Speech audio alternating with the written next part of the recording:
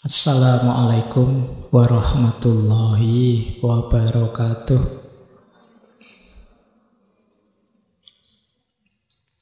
Bismillahirrahmanirrahim.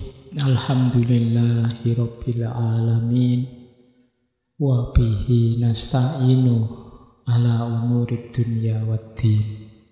Allahumma sholli wa sallim wa barik ala habibina wa syafi'ina sayyidina wa maulana Muhammadin wa ala alihi wa ashabihi wa man tabi'ahum bi ihsanin ila yaumiddin. Amma ba'du.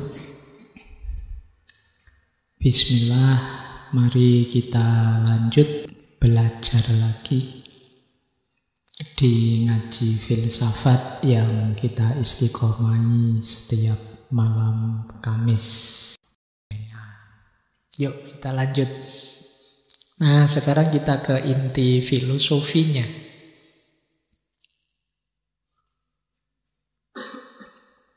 Filosofi non-violence. Filsafat tentang tanpa kekerasan. Ini beliau banyak diinspirasi oleh Mahatma Gandhi. Minggu depan kita pungkasi tema kita dengan pelopor pionir gurunya semua model gerakan tanpa kekerasan yang 1 bulan ini kita bahas, Mahatma Gandhi.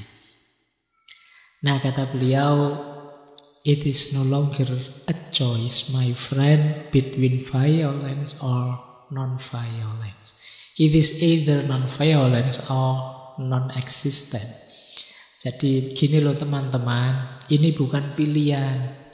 Jadi perjuangan kita itu bukan milih berjuang secara keras atau berjuang tidak keras. Tidak begitu. Tapi pilihannya adalah berjuang tanpa kekerasan atau kita hancur semua.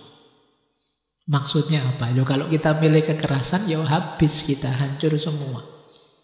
Kekerasan dibalas kekerasan, kemarahan dibalas kemarahan, menyakiti dibalas menyakiti, akhirnya kita hancur semua, habis semua, non-existent. Jadi jangan dipilih, Pak, enaknya ini berjuang kekerasan atau non-kekerasan. Tidak begitu. Kamu harus milih tetap non-kekerasan. Kenapa? Karena kalau kamu milih kekerasan, sama saja levelnya dengan yang sebelumnya ingin kamu atasi. Jadi pilihannya adalah tanpa kekerasan atau hancur semua kita, non-existent. Jadi bahwa ada yang harus kita ingatkan, ada yang harus kita luruskan, ya. Tapi jangan pakai kekerasan. Gerakannya Martin Luther ini, beliau modelnya memang aksi. Ada aksi jalan, ada aksi duduk, ada aksi mogok, tapi tidak keras, tidak menyakiti orang. Biasa saja jalan menyuarakan aspirasinya. Pernah berjalan sampai di jalan tol, ceritanya sampai 87 kilo bikin long march untuk mengutarakan gagasannya. Pernah ada istilah pemogokan supir-supir bis karena ada cerita seorang perempuan kulit hitam sudah dapat tempat duduk, diminta oleh kulit putih dia harus pindah karena itu tempat duduknya. Dia tidak mau. Akhirnya dia dilaporkan, urusan polisi, di penjara. Meledaklah demo dan lain sebagainya. Nah, ketidakadilan dilawan, tapi perlawanan yang tanpa kekerasan. Jangan pakai kekerasan. Nanti ada argumennya panjang. Kata beliau begini, saya ingin dunia yang lebih baik. Saya ingin keadilan. Saya menginginkan persaudaraan. Saya menginginkan kebenaran. Dan ketika orang menginginkan hal-hal tersebut, dia tidak akan pernah menganjurkan kekerasan. Kok orang ingin persaudaraan, ingin keadilan, ingin kebenaran, menganjurkan kekerasan, dia tidak akan sampai pada 3 hal mulia itu. Kenapa begitu? Sebab dengan kekerasan kamu bisa membunuh seorang pembunuh, tetapi kamu tidak bisa membunuh pembunuhan. Bisa dipahami ya? Jadi ada orang bunuh, kamu balas dendam, orang ini kamu bunuh. Ya kamu berhasil membunuh seorang pembunuh, tapi peristiwa pembunuhan itu sendiri kan berlanjut. Jadi dengan kekerasan kamu bisa membunuh seorang pembunuh, tapi kamu tidak membunuh pembunuhan. Dengan kekerasan kamu mungkin membunuh seorang pembohong, tapi kamu tidak dapat menegakkan kejujuran.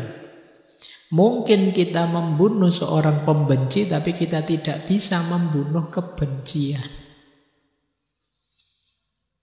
Jadi ya mengikuti seperti Mahatma Gandhi, beliau punya kalimat ya, kalau mata dibalas mata, terus begitu semua orang pada akhirnya akan buta. Jadi wah saya tidak terima saya dikhianati, balas saja, tak balas mengkhianati. Wah nanti yang sini juga begitu, balas membalas terus, sakit menyakiti terus. Ya mungkin kita puas membalas sakit hati kita, tapi kita tidak menyelesaikan akar masalahnya. Pasanganku kok selingkuh, emangnya aku tidak bisa, tak balas aku selingkuh juga biar dia sakit. Sama-sama menyakiti akhirnya, tapi kan akar masalahnya tidak hilang. Jadi ini yang disebut ya kamu bisa membunuh seorang pembunuh, tapi kamu tidak bisa membunuh pembunuhan itu sendiri dengan kekerasan. Kegelapan tidak bisa memadamkan kegelapan. Hanya cahaya yang bisa melakukan itu. Itulah kenapa perjuangan melawan ketidakadilan tadi harus dengan tanpa kekerasan. Ini memang berat. Kalau dibayangkan itu menjalankannya sulit sekali. Kita itu cenderung ingin membalas.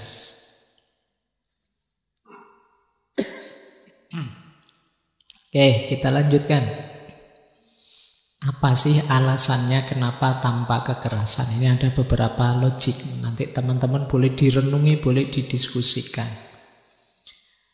Yang pertama, kekerasan itu kalau dalam pelajaran moral itu tidak disebut tidak bermoral. Kenapa? Karena kekerasan itu tumbuhnya dalam ranah kebencian. Apakah kekerasan dari orang jahat atau orang baik itu kan muncul dari ranah kebencian. Ini seperti memadamkan api dengan bensin. Memadamkan api, sekarang tidak ada bensin ya. Memadamkan api dengan pertalite atau pertamax. Jadi tambah terbakarnya tambah besar. Jadi awalnya mungkin peristiwa pemukulan 1. Nah, dibalas ya jadi pemukulan 2, dibalas lagi pemukulan 3, pemukulan 4. Dan tidak akan ada akhirnya sampai dua-duanya hancur. Dua-duanya bonyok, tidak ada yang bisa bangun, baru selesai. Jadi kekerasan itu tumbuh di tanah kebencian. Dan orang yang selamat merasakan kepahitan, orang yang menang berubah jiwanya jadi brutal. Jadi kalian misalnya, Pak ini diingatkan baik-baik, tidak bisa ya Pak, sekali-sekali perlu dikasih pelajaran. Nah yang kamu kasih pelajaran, ya memang dia sakit, mungkin dia juga kapok, tidak berani lagi kalau ada kamu. Tapi kamu juga berubah jadi brutal. Kamu berubah jadi buas. Jangan dikira jiwamu tidak berubah. Awalnya sih kamu baik, tapi begitu kamu membalas, jiwamu sekarang berubah. Alasan pertama itu. Alasan kedua, tanpa kekerasan adalah satu komitmen seseorang pada jalan cinta. Jadi orang yang mampu melakukan perjuangan dengan jalan tanpa kekerasan, ini membuktikan jiwanya adalah jiwa yang penuh cinta. Jadi menunjukkan orang yang bisa berempati, tidak hanya mementingkan egonya. Jadi perjuangan tanpa kekerasan itu pembuktian bahwa cinta juga bisa aktif, bisa aktual dalam penegakan keadilan. Selama ini orang menganggap menegakkan keadilan itu dengan memerangi, dengan menaklukkan, dengan menjatuhkan. Isinya selalu itu.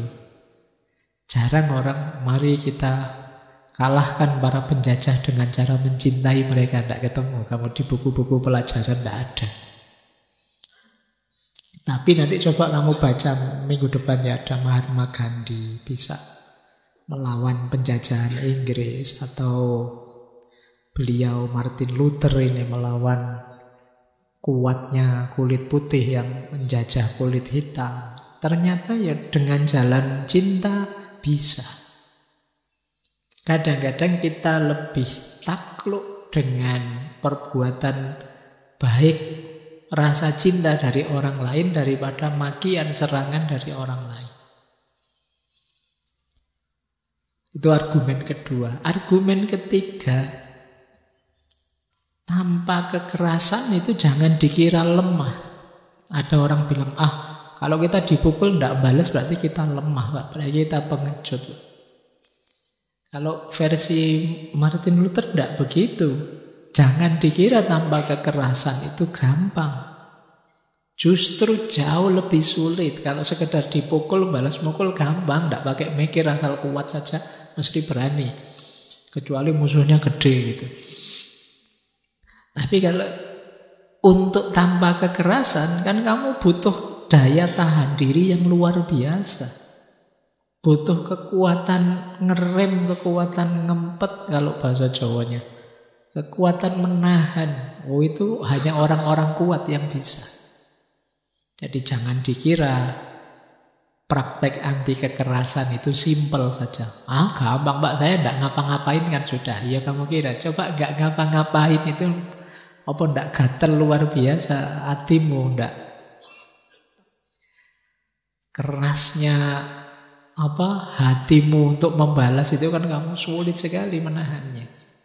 Jadi yang ketiga, tanpa kekerasan itu sulit dan bukan untuk orang-orang yang kita sebut lemah dan pengecut, enggak.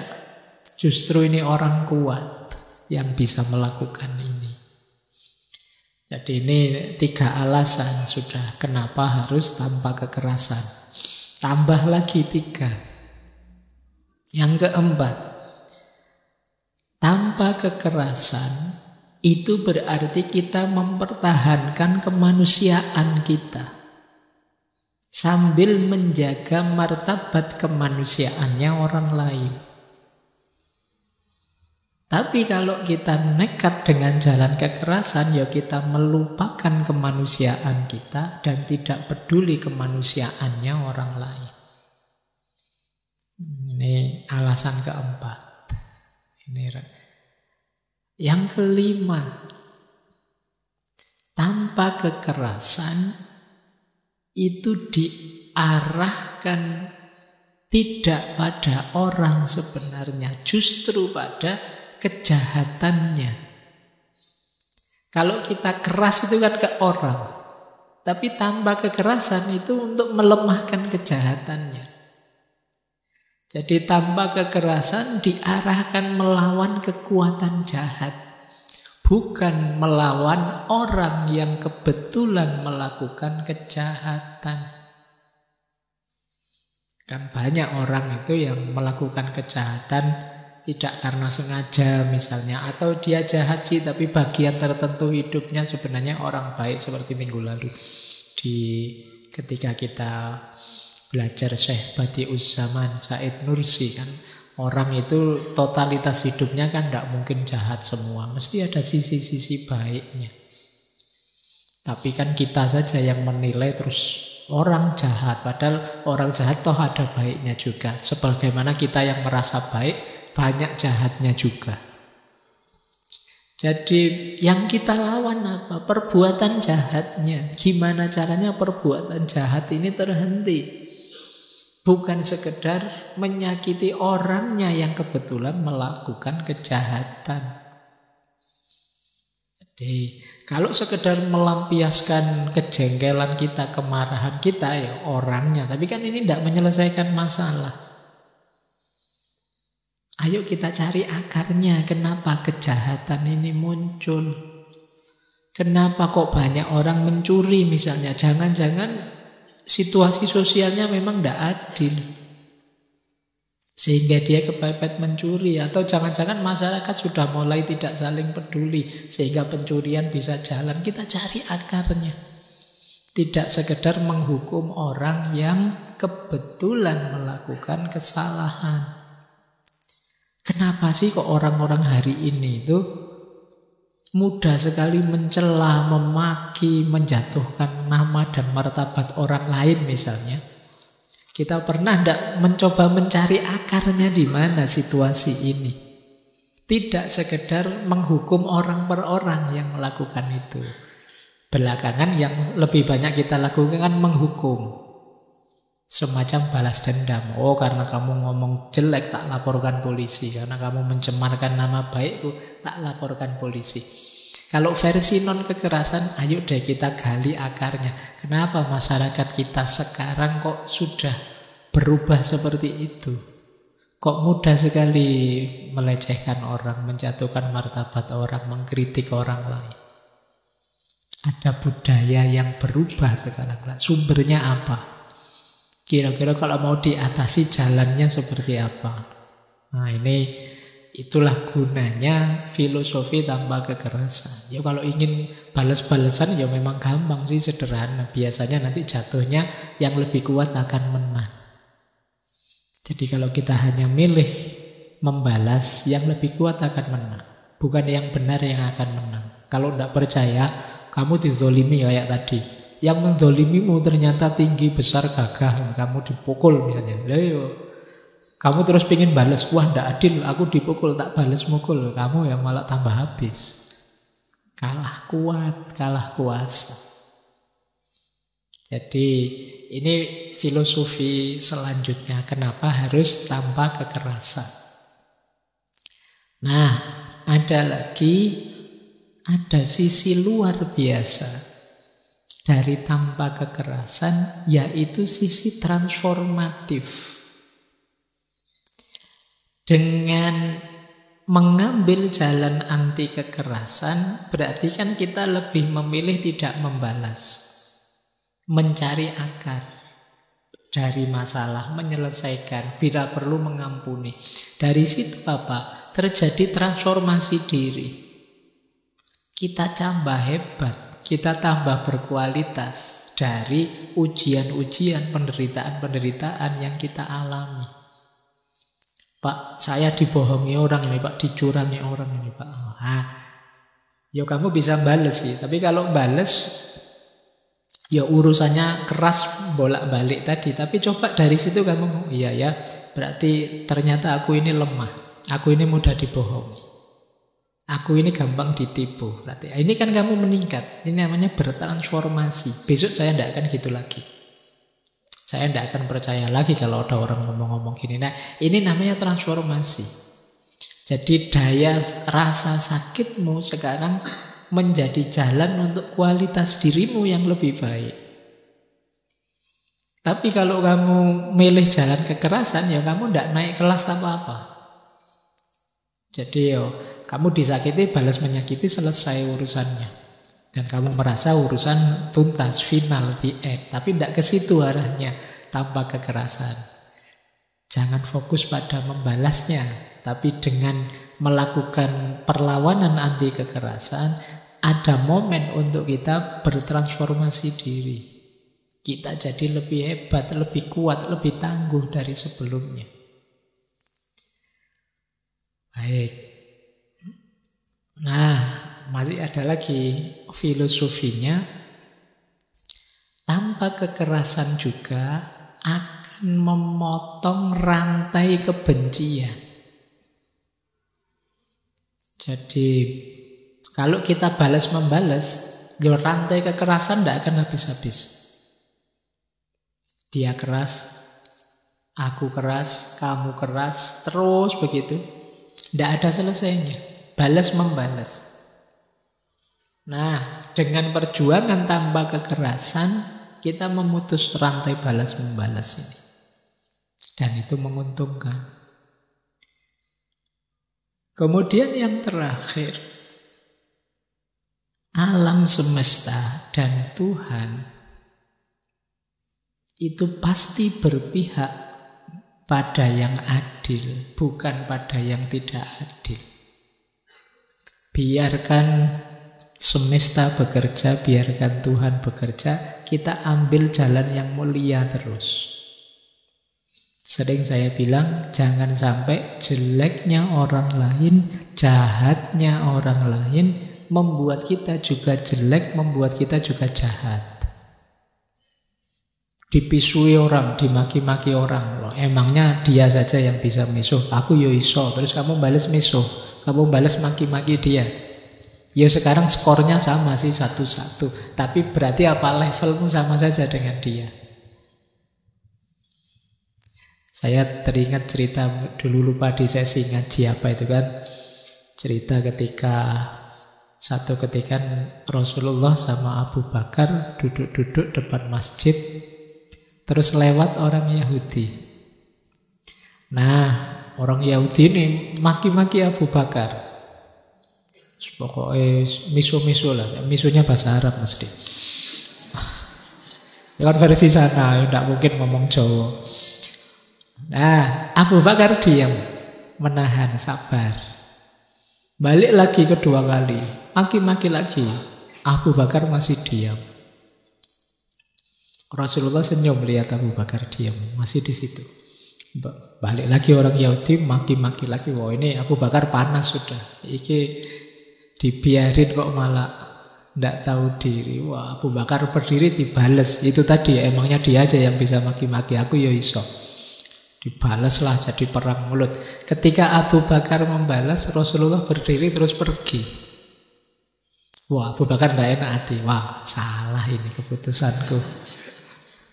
Jadi benar, setelah selesai gegeran, Abu Bakar menghadap Rasulullah. Wahai Rasulullah, tadi kan asik-asik panjenengan bersama saya nongkrong, dimaki-maki juga, dia masih di situ, masih senyum-senyum. Kok tiba-tiba ketika balas Rasulullah kok malah pergi dari saya? Kata Nabi, waktu kamu dimaki-maki dan kamu tidak membalas, itu para malaikat datang hadir mendukungmu. Jadi ada di pihakmu. Tapi begitu kamu balas, ya mereka pergi semua, aku ya pergi. Wong kamu sudah tidak dibolo lagi sama malaikat. Nah itu sederhananya ini. Jadi kalau di Martin Luther ya, alam semesta dan Tuhan itu pasti berpihak pada keadilan. Tidak usah khawatir. Ayo menegakkan keadilan, oke. Ayo berjuang, tapi tidak harus dengan kekerasan. Karena kekerasan itu menghancurkan kita sendiri yang melakukan. Jadi meruntuhkan martabat kita sendiri. Ya kayak Abu Bakar tadi, kita mungkin melihatnya sah saja sudah disakiti kayak gitu. Ya tapi ketika ngambil jalan yang sama, akhirnya ya levelnya jadi sama.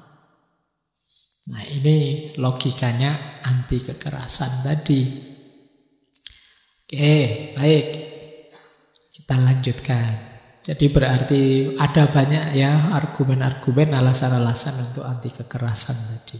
Nanti kita matangkan lagi di mbahnya anti kekerasan Mahatma Gandhi minggu depan.